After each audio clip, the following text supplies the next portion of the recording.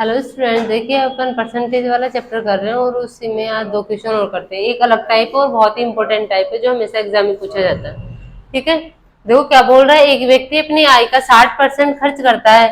यदि व्यक्ति की आय 20% बढ़ती है और वे 10% बढ़ता है तो बचत में प्रतिशत परिवर्तन ज्ञात कीजिए। देखो, एक आय क्या होती है?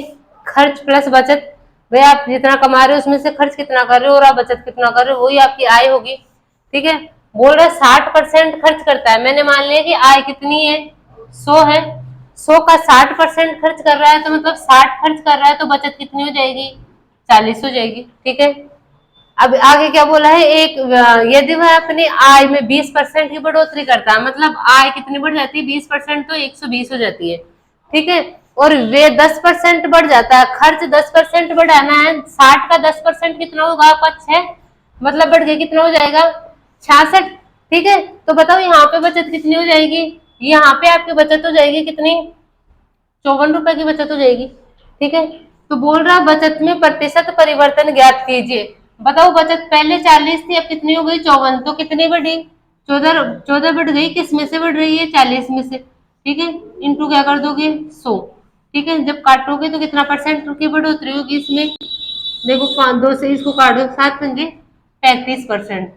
उसके बचत में प्रतिशत परिवर्तन क्या होगा? 35% का होगा। ऐसे देखो, सेकंड क्वेश्चन को करोगे तो इसमें क्या दे रखा है आपको? पॉइंट्स में दे रखा है। तो वो 87.5% की डायरेक्ट फ्रैक्शन होती है, आपकी याद रखनी होती है 7/8। मतलब यदि 8 उसकी आय है, उसमें से 7 खर्च कर रहा है तो वो बचत कितने करेगा? एक ही। आय बराबर खर्च प्लस बचत। यहाँ पे मैंने मान लिया कि 8 रुपए उसकी आय है, उसका 87.5% वो क्या करता है? खर्च करता है, मतलब 7 खर्च करता है। तो बचत कितने की हो जाएगी आपकी? एक की। बताओ, मैं इसको 2 जीरो लगा लू ऐसे तो कोई फर्क पड़ेगा कि मैं बोल रही हूँ? मतलब मान लो कि 800 उसकी आय, उसमें से 700 खर्च करता है और 100 उसकी बचत है। उसके बाद में क्या बोल रहा है? यदि आय कितनी बढ़ जाए आपकी? 59% बढ़ जाए। 800 का 59% निकालोगे आप तो कितना आ जाएगा? देखो, 9 72, 7 8 पंजे 40 और 7 कितना हो जाएगा? इतना बढ़ जाएगी। ठीक है, 800 और ये कितना हो जाएगा? 1272 रुपए। आय कितनी हो जाएगी? बढ़ गया 1272। और उसका खर्च 67% बढ़ जाता है। खर्च कितना है? 700। 700 का 67% कितना हो जाएगा आपका? देखो कितना हो जाएगा? 7 7 49, 7 6 42 और 4 46। उसका खर्च इतना बढ़ जाएगा। पहले खर्च कितना था? इतना। अब ये और बढ़ जाएगा तो कितना हो जाएगा टोटल? बताओ। 69 7 4 11, 1169 रुपए। 1272 में से 1169 रुपए वो खर्च कर रहा है। तो बताओ बचत कितने की करेगा वो?